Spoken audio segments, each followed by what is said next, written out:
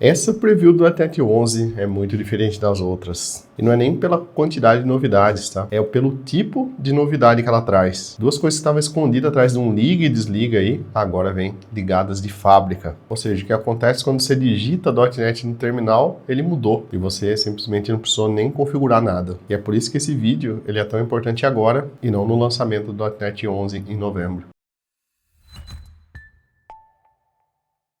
Bom, deixa eu situar você no calendário primeiro. O .NET 11 ele é uma versão LTS, que é o suporte padrão mais curto. O lançamento oficial está previsto para novembro de 2026 e o suporte vai até novembro de 2028. E quando a Microsoft muda um padrão nessa altura do campeonato, pessoal, isso quase sempre chega na versão final. Então tudo que eu vou mostrar aqui nesse vídeo tem grande chance aí de se encontrar em novembro na release final do .NET. Bora lá ver. Bom pessoal, a primeira grande virada é o CLI do .NET compilado em código nativo. Deixa eu explicar isso de um jeito um pouco mais simples para vocês. Quando você digita o .NET ali no terminal, você está rodando um programa. E esse programa, até agora, ele precisava ligar o motor do .NET antes de fazer qualquer coisa. Esse motor é o que a gente chama aí de Core CLR. E você já deve imaginar que ligar ele custa tempo, né? Sempre. Isso mesmo por uma pergunta extremamente boba, como por exemplo, qual versão do .NET instalada. Aí a Microsoft foi lá e compilou parte do CLI direto para código nativo de máquina. Isso é o Native AOT. E aí, sem motor para ligar, o comando já começa a trabalhar na hora. Esse trabalho ele vem sendo feito desde os primeiros previews do .NET 11. No preview 6, esse caminho rápido ele já existia, mas ele vinha desligado. Você podia ligar ele na mão, mas você tinha que atribuir uma variável de ambiente. Agora isso vem ligado em todo lugar, Windows, Mac e Linux. E aí você pode até me perguntar, mas compensa mesmo, né? Olha os números aqui para você ter uma noção. O .NET Toolist caiu de 378 milissegundos para 68 milissegundos. É 82% mais rápido, dá umas 5 vezes e meia. E os comandos que chamam ferramentas, eles seguem esse mesmo caminho. O .NET Dev Certs HTTPS, por exemplo, e o .NET EF, ele estava na faixa aí dos 700 milissegundos. Agora, eles caíram para 200, 220 milissegundos aí. E o motivo é o mesmo nos dois casos. Isso porque antes o CLI, ele ligava o motor do .NET aí 2 vezes para fazer a mesma coisa. Uma parte para ele mesmo e outra para hospedar a parte gerenciada dele. Agora o que acontece é que essa segunda vez sumiu, tá? Só que é importante lembrar que esse caminho rápido ele não vale para tudo, tá? A regra é bem fácil de entender aqui. Se o comando precisa do MS-Build ou do Nugget, por exemplo,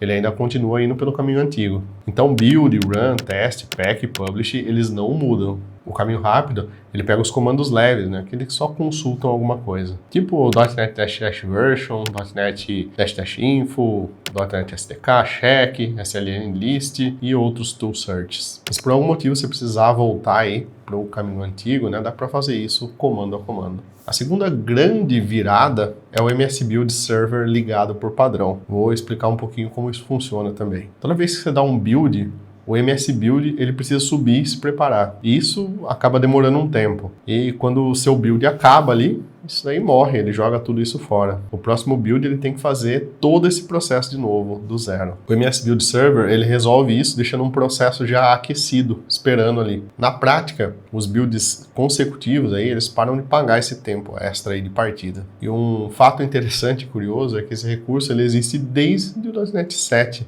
Ele só ficou alguns anos ali desligado, esperando chegar a vez dele. Agora no Preview 7 ele vem ligado por padrão. Para desligar ele você tem duas variáveis, né? E tem um detalhe bem importante aqui. Aquele .NET CLI use MS Build Server com false, agora ele é a palavra final. Antes alguma configuração ou opção de linha de comando ali, ele podia religar o servidor sem você perceber. Agora ele não religa mais. E isso importa bastante na sua esteira de CI, porque na parte de CI, né, normalmente o servidor ele atrapalha. Às vezes nem faz sentido, né, porque cada build ele sobe numa máquina aí que roda e é descartado. Então não tem nada aquecido para reaproveitar mesmo nesse cenário. Junto com essa virada também veio outra melhoria. Alguns comandos param de ler o projeto inteiro só para responder uma coisa simples, por exemplo. O SLN add e reference list, por exemplo, agora eles param assim que eles encontram o que eles estavam procurando.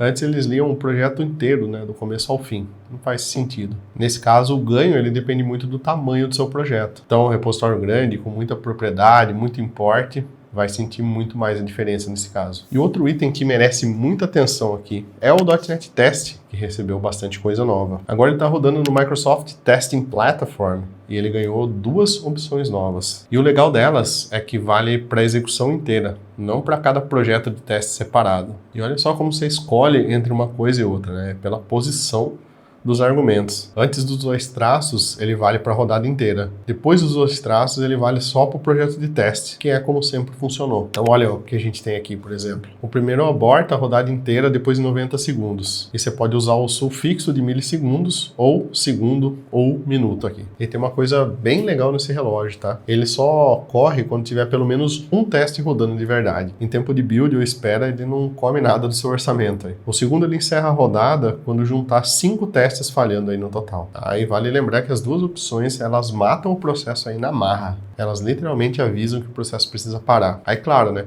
ele tem a chance de fechar os arquivos, responder os resultados e liberar todos os recursos aí que ele estava usando antes de sair. Não é aquele desligamento que puxa a tomada. E aqui vão mais 2 coisas boas do .NET Test. A primeira é que agora ele aceita um projeto de travessia como entrada. Sabe aquele projeto que ele não tem código nenhum, ele só faz wrap para outros projetos aí? O nome dele é microsoft.build.traversal. Então ele abre os projetos de dentro e os projetos de dentro desses projetos. Aí pode ficar tranquilo, se o mesmo projeto aparecer mais de uma vez, ele só conta uma. Então se você trabalha aí bastante com projetos de travessia, acabou aquele monte de projeto aí de teste um por um. A segunda novidade é a listagem de testes em JSON. O padrão continua sendo texto, mas agora dá para pedir JSON também. E olha que legal, quem monta esse JSON é a própria SDK. Ela usa os dados que ela já tem ali no meio do caminho. Na prática, isso funciona com qualquer host de testes sem eles precisarem mudar nada do lado deles. O formato, ele traz o caminho do assembly, traz o target framework, traz a arquitetura e a lista de testes com ID e nome de exibição. Então, se você constrói ferramental em cima do .NET Test, acabou aquela gambiarra de ficar lendo o texto linha a linha. Agora é só consumir o JSON. E tem também uma melhoria na hora de mostrar os resultados dos testes na tela. A mais visível é o suporte a comandos de log do Azure Pipelines. Aqueles blocos agrupados que os testes emitem ali,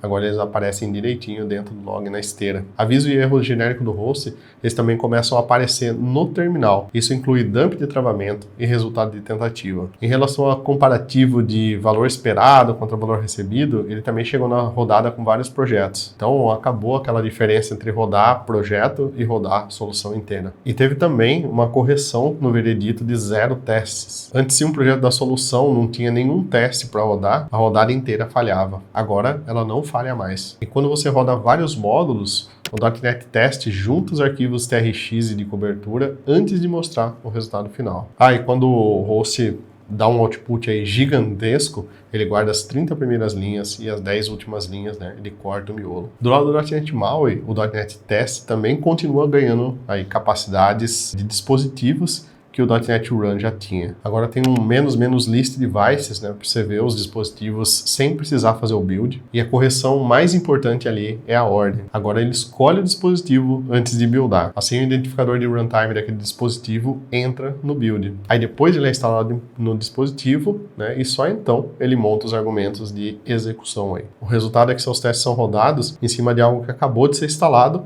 e não de uma cópia velha, de uma cópia antiga aí. E caso a instalação venha a falhar, né, ele para a execução com um erro. Agora, movendo adiante aqui, os apps baseados em arquivos, né, aqueles que chegaram ali no .NET 10, agora eles conversam com comandos .NET Reference. Vamos dar uma olhada nesse fluxo aqui para vocês entenderem melhor. O add, ele coloca uma diretiva de projeto direto dentro do arquivo C#. E o list e o remove, eles cuidam dessa diretiva também. Do lado de container, a publicação passou a reconhecer as CLIs nativas de cada sistema. No caso, o WSLC no Windows e o container no Mac, né? Além do Docker e do Podman, que já suportava. A escolha automática, ele prefere o nativo quando existe um. Se você precisar fixar um específico, você pode usar a propriedade Local Registry. Para a gente finalizar aqui, claro, tem Breaking Changes, né? Presta muita atenção nessa parte, que talvez seja a que mais importa no vídeo se você está querendo migrar. São 4 mudanças aí que podem quebrar o que já funciona no seu código hoje. As 2 primeiras são viradas de padrão ali, que eu já comentei no começo do vídeo, né? O CLI em código nativo e a escolha automática de runtime e container. E a terceira é sobre read, RID, que é o identificador de sistema onde seu app roda. Antes tinha duas listas de sistemas, uma antiga e uma nova, chamada de portátil. Agora só vale a nova. Então, distribuição que só aparecia na lista antiga, tipo algumas variantes do BSD, por exemplo,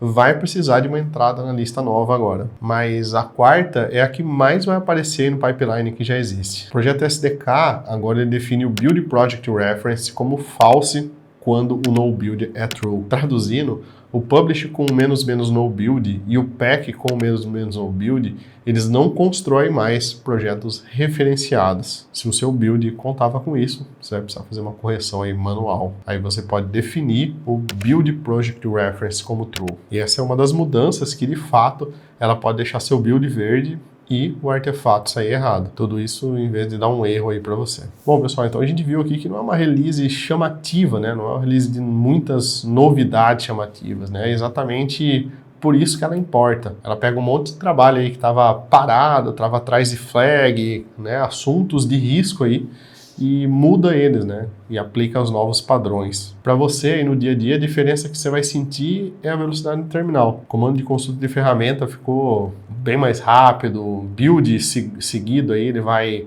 tomar menos tempo. Agora, para quem cuida de plataforma, daí o recado é outro. Vale separar um tempo aí, né, para testar seus pipelines no Preview 7 agora, que ainda dá tempo de reportar problema antes de novembro. Claro, fazer aquele check-up final aí da sua aplicação. Aí, claro, né, economizar 300 milissegundos aí por comando parece bobagem quando você olha isso de uma forma isolada. Mas quando você multiplica isso por centenas de milhares de execução aí por dia na sua máquina, no servidor, isso vira algo gigantesco. Ou mesmo uma frota de agentes de CI, por exemplo, né? Aí a conversa muda completamente. Se você já testou o Preview 7 no seu pipeline, conta aí nos comentários o que quebrou e se inscreve aqui no canal, que eu vou acompanhar cada preview até o lançamento aí em novembro, tá? Também tem um material complementar para você fazer o download aqui. Um abraço e até o próximo vídeo.